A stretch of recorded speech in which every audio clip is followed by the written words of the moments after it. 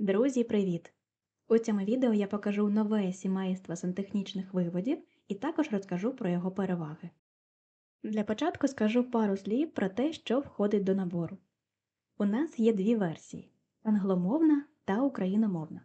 Тож ви можете обрати ту, яка вам більше підходить під конкретний проект. Що є всередині папки? По-перше, це два сімейства виводів і марка до них. Крім цього, у окремому файлі є готова специфікація з умовними позначеннями. Тож ви можете використовувати її і як легенду, і, власне, для підрахунку виводів. Також у вигляді бонусу до набору входить гайд по розміщенню сантехнічних виводів. Я консультувалася з будівельниками та технічними спеціалістами і зробила таку вижимку з основними схемами. Таким чином, у вас під рукою завжди буде підказка, до якої ви зможете звернутися. Ну а тепер нарешті давайте поговоримо про самі сімейства. Як ви вже помітили, їх два.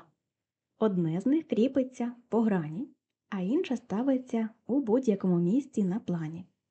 Справа у тому, що дехто любить розміщувати елементи саме по грані, а комусь швидше виходить не прив'язуватись до стіни, а просто скопіювати виводи у потрібні місця на плані. Тому я вирішила не обмежувати вас і дати обидва варіанти. А ви вже можете обрати, який саме вам зручніший у роботі. По функціям вони абсолютно ідентичні. Я вже завантажила ці виводи у проект і розмістила кілька екземплярів.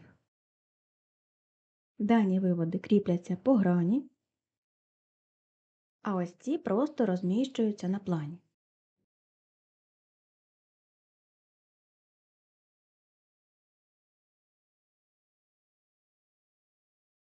Що мені найбільше подобається, так це те, що всередині сімейства є вже готові сети виводів, які найчастіше використовуються у проєктах.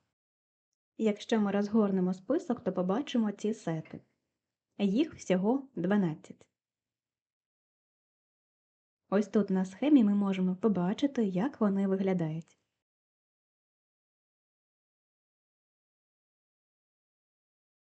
Назви сетів починаються з цифри.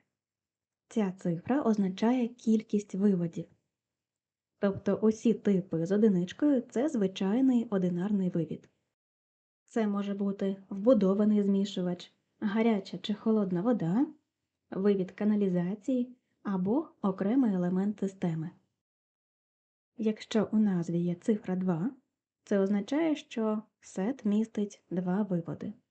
Це може бути гаряча і холодна вода або холодна вода і каналізація. Для зручності я одразу вказала ті прилади, для яких зазвичай використовують саме такий набір виводів. І відповідно, якщо у назві є цифра 3, це означає, що сет містить 3 виводи. Зазвичай це гаряча та холодна вода і каналізація. Давайте зараз для прикладу розмістимо один тип для посудомийної машини. Тут у нас одразу є два виводи. Можемо підняти їх на потрібну висоту. Якщо ми подивимося на розгортку, то побачимо, що вивід води знаходиться трохи вище. Так і має бути.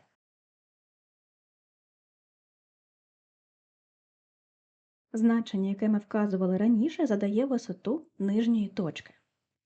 Можу посовувати сімейство стрілочками. І ось ця висота, відповідно, також змінюється. Відстані всередині сету регулюються у налаштуваннях типу.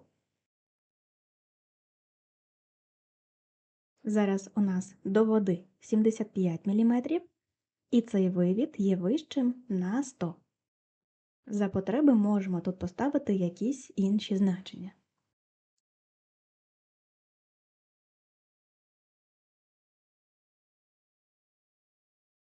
Що також дуже круто, це те, що сімейство можна промаркувати.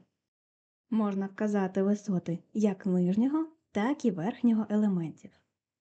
Ось це в нас висота вивода води. Можемо іще раз поставити цю ж марку та обрати інший тип. І тоді ця марка буде показувати висоту вивода каналізації.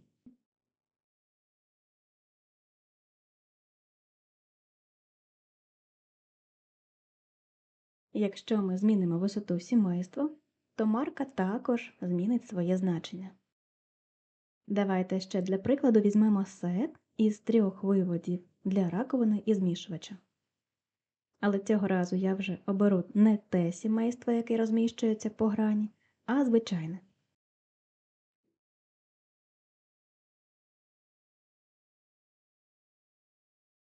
Розміщу його на висоті 550.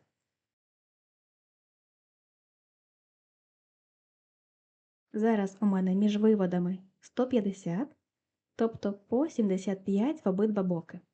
І вони знаходяться на 100 мм вище, ніж вивід каналізації. При потребі можна змінити діаметр символу. Давайте зараз поставимо не 60, а, наприклад, 80. Готово. Також для кожного сімейства можна змінювати відступ від стіни. Наразі в мене задано відступ 100, але я можу зробити його, наприклад, 150.